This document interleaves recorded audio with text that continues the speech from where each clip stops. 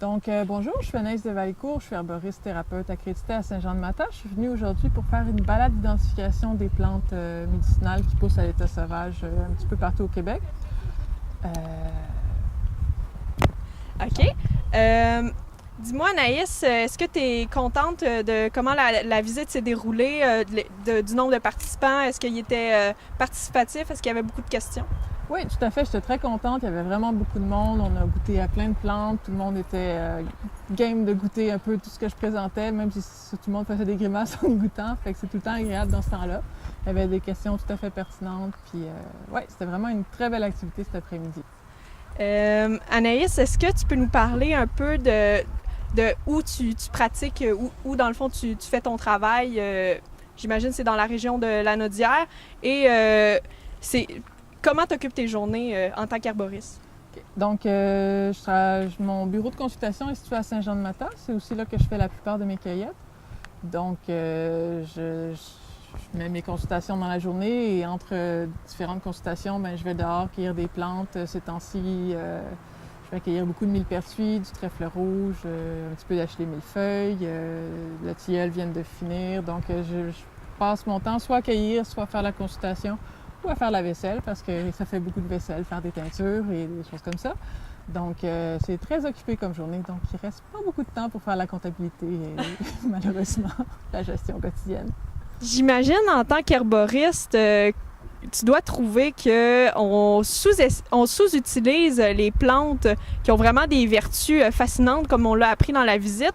Puis j'aimerais savoir aussi qu'est-ce que tu penses un peu de l'industrie pharmaceutique, comment on serait capable de s'en sortir un peu avec en économisant puis en ayant des produits tout aussi efficaces, mais qui sont tout à fait naturels.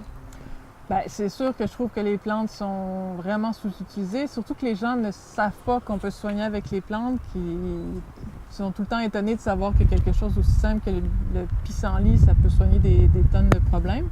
Et surtout, en fait, pour tout ce qui s'appelle problème chronique, les plantes médicinales sont très efficaces pour aider le corps à ramener le corps à l'équilibre tout le temps.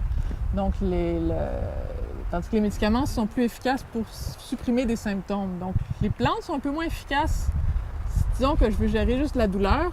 La plante va souvent être moins efficace que, par exemple, de la morphine, évidemment.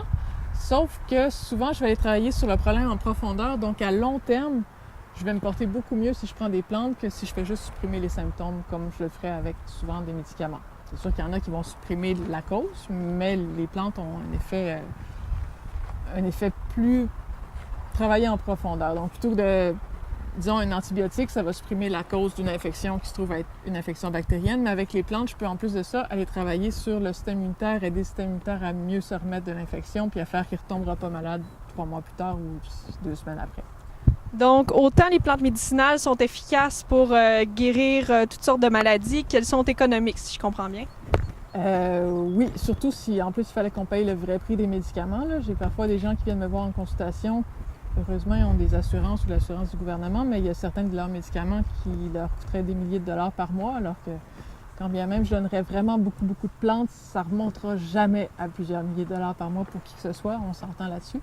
Puis écologiquement aussi, récolter des mauvaises herbes, ça a des effets pas mal moins intenses sur l'environnement que de produire des médicaments pharmaceutiques, des fois à partir de plantes en danger, des fois à partir des trucs de synthèse en laboratoire qui peuvent avoir ça peut causer des écoulements dans les eaux. En ce moment, on se rend compte qu'il y a de plus en plus de médicaments dans les eaux usées des grandes villes, puis que le fleuve est plein de médicaments. Donc, ça affecte la santé des poissons et de tout l'écosystème, tandis que les plantes ont généralement pas cet effet-là. C'est normal qu'une plante se retrouve dans l'écosystème et l'écosystème sait comment gérer un reste de plantes dans l'écosystème. Brièvement, est-ce que tu peux nous expliquer la façon dont on peut ingérer les plantes, les consommer? Il y a plusieurs façons. D'abord, il faut s'assurer que c'est une plante qui est comestible qu'on ingère, évidemment. La façon la plus simple, la plus connue, c'est en tisane. Donc, ça suffit de faire chauffer de l'eau, mettre l'eau bouillante sur la plante et attendre de 5 minutes à 4 heures et on a une tisane qui peut être plus ou moins concentrée selon la plante qu'on va utiliser.